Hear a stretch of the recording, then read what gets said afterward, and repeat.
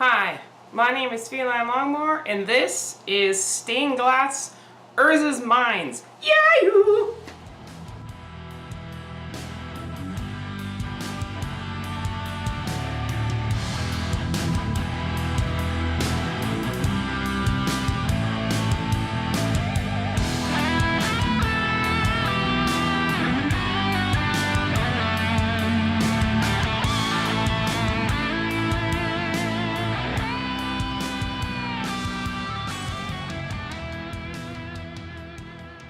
Okay, so in this video we have Stained Glass Urza Mines. This is the first of 3 in the Tron lands, which are very popular in modern Tron decks, and there's a number of those decks in the format. The first thing you're going to want to do is you're going to want to apply the base layer of paint. You're going to put on, with the Sharpie paint pen, that's what I do for a base layer of paint. It dries really fast and it saves you a lot of time on that first layer. Like literally, you put on the first layer of paint, the Sharpie paint pen. Once that's done, you can pretty much start applying the paint like within a minute or two. Then you put on the actual acrylic paint, which is what's used. You don't use oil-based paint because it would just go everywhere and be messy. But you use acrylic paint, and what you do is you emphasize the colors that are already there. And for Urza's Mine, it's really black and orange. There's a little bit of smoke and steam kind of coming up on the left side of the card there.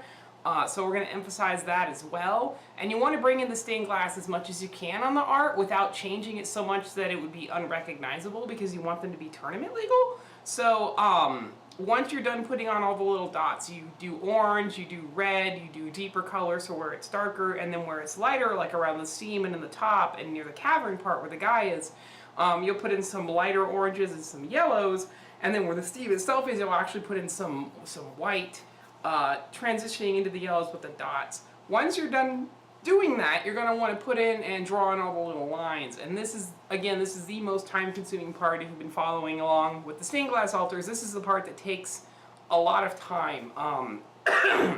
The only other thing that takes a lot of time is paint drying, but if you do a number of altars at once, you'll be doing one card while the other cards are drying and kind of cycling back and forth if you're doing a lot of altars. And if you're doing the Urza lands, you're going to be doing 12 lands.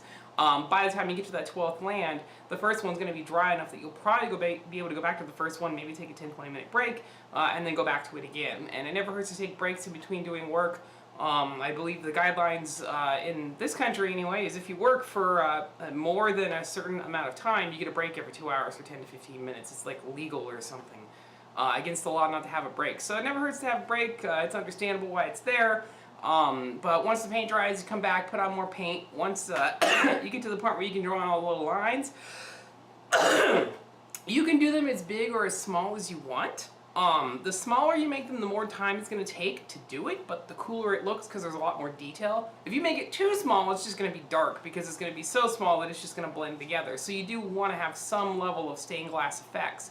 And if you make them really big, for some effects that's cool, but I like going smaller because it's more detailed and the end result is just cooler looking. And for this specific one, this is Urza's Mine, and this is the end result. So if you're doing Urza's Mine or you're doing stained glass altars or anything in between the two, hopefully that helps you out. That is it for this video, and just know that there's nothing better than the life that you have because of the fact that it's even happening at all. You could have been conceived on Mars, which means you wouldn't have been conceived because there's nobody there. So, thank you very much, and hopefully we will see you at the next one. Sweet!